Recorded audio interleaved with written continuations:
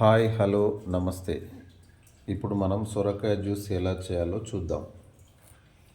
సొరకాయ జ్యూస్ కోసం కావలసినటువంటి పదార్థాలు: సొరకాయ, రుచి కోసం నిమ్మరసం. నిమ్మరసం ద్వారా విటమిన్ సి కూడా అందుతుంది.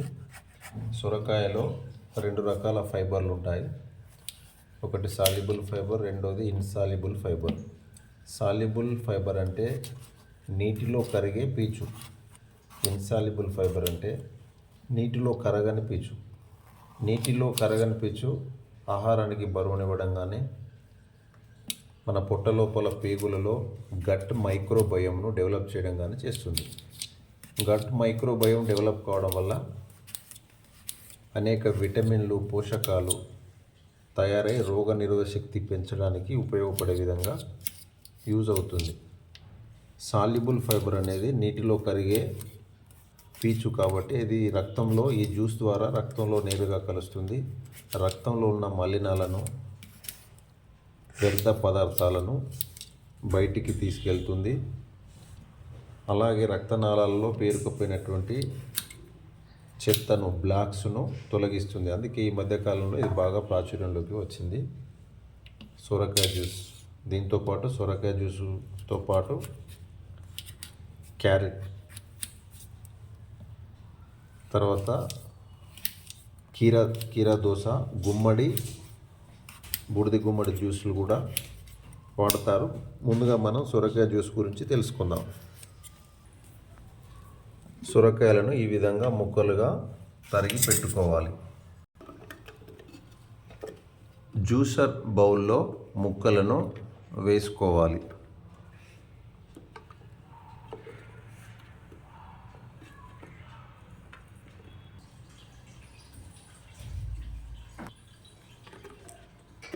మూత పెట్టుకొని వాటర్ పోయకుండానే ఒకసారి బ్లెండ్ చేసుకోవాలి.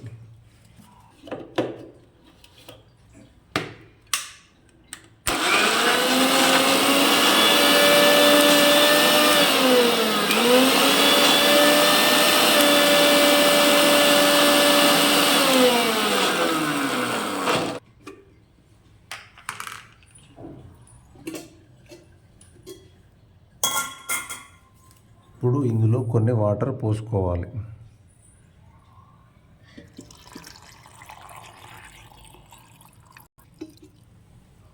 మళ్ళీ మూత పెట్టుకొని రెండవసారి బ్లెండ్ చేసుకోవాలి.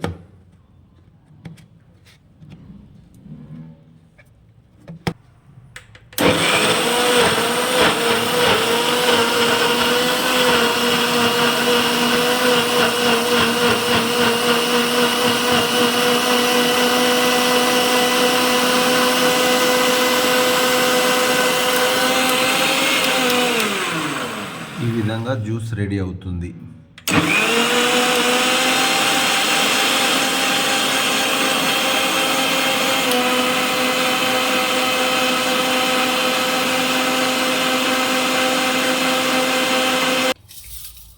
రుచి కోసం కొంత సాల్ట్ మరియు నిమ్మరసం వేసుకోవాలి. నిమ్మరసం వేయడం వల్ల విటమిన్ సి అందుతుంది. విటమిన్ సి అనేది ఒక యాంటీ ఆక్సిడెంట్గా పనిచేస్తుంది. మరియు విటమిన్ సి అనేది రోగ నిరోధక శక్తిని ఇస్తుంది.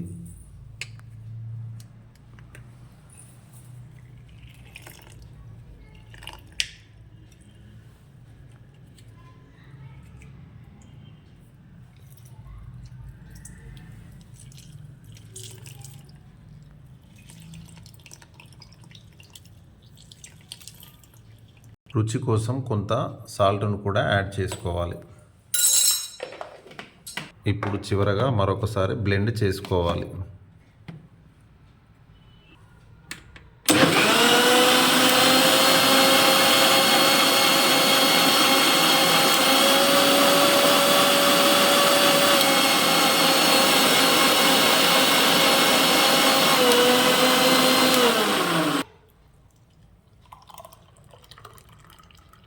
రెడీ అయినటువంటి సొరకాయ జ్యూస్ను గ్లాసులలో సర్వ్ చేసుకొని తాగడమే.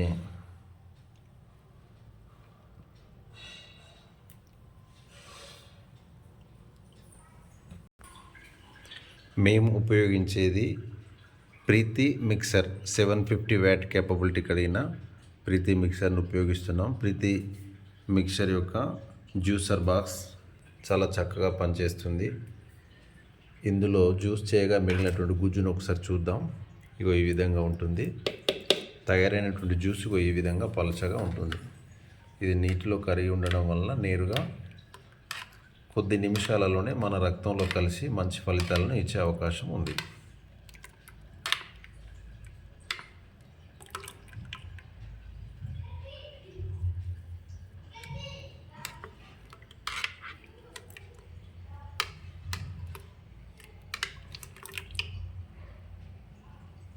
Thank you for watching.